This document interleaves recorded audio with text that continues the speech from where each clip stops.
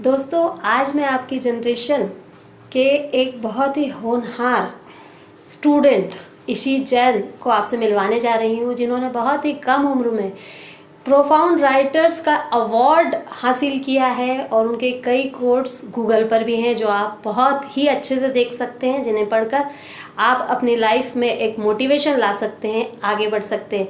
आज हम ईशी से जानेंगे कैसे कोट्स कलेक्शन का ये जो काम है उन्होंने शुरू किया है और किस तरह से वो अपनी लाइफ को बेहतर बना रहे हैं। इशित, वेलकम टू हकीकत के पन्नों से। और आज हम जानना चाह रहे हैं कि कोट्स कलेक्शन लिखना, ये आइडिया आपके दिमाग में कब आया और कैसे आपने इसकी शुरुआत की?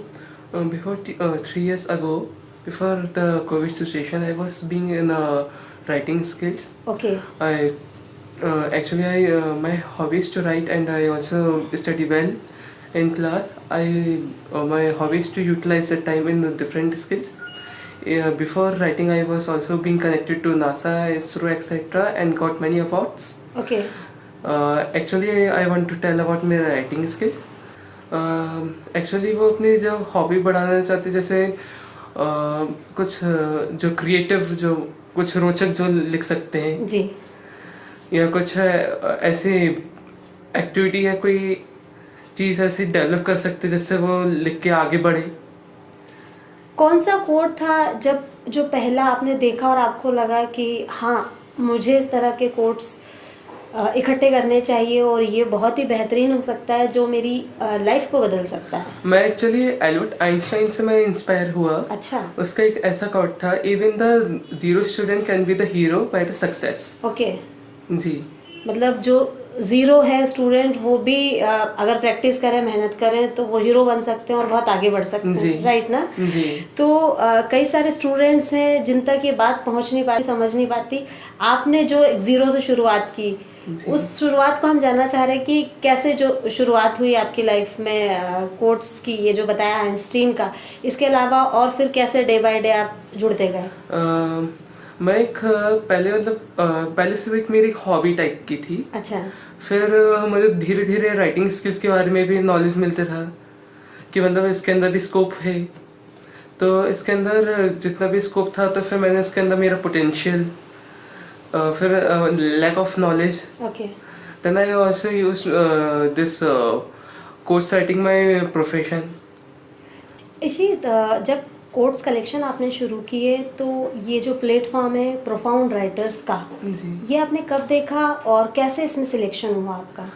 Actually, it was about all over Indian writers, which will get together, and there was a competition in which who will write the best quote.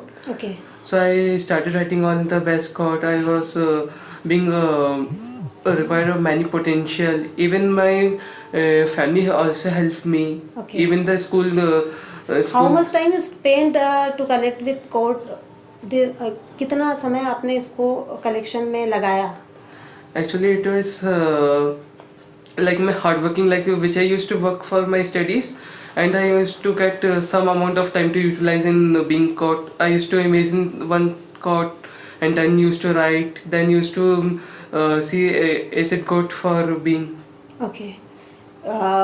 कितने लोगों ने पार्टिसिपेट किया इसमें और among how much candidates you got this award?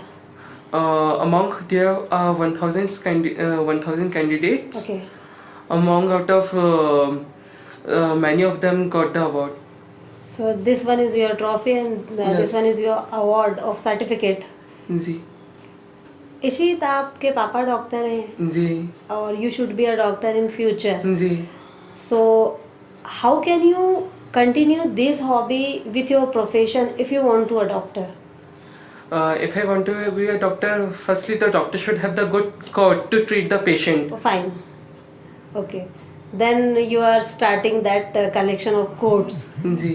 Okay. कभी कोई ऐसा incidence life में पापा को देखते हुए या ऐसा लगा आपको कि हाँ, you should go for a medical line to change the environment? Because in pandemic, my daddy worked very hard in this pandemic. He also treated very like patient who are in a very serious condition. Even he worked all night in all night 24 hours, 24 into 7 hours. He had also got many national awards, my daddy. So I got to inspired that I also want to work for my India, my nation and my country to treat the patient and I want that my nation would be free of all the diseases. So your role model is your father or anybody else? My role model is my daddy. Okay fine.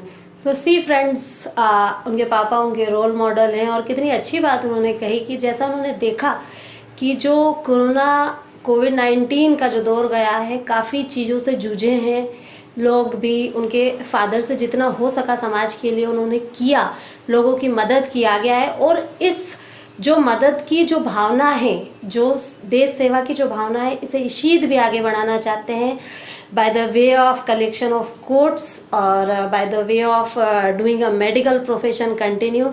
सो देखते रहिए इशीद को और हकीकत के पन्नों से. Do watching.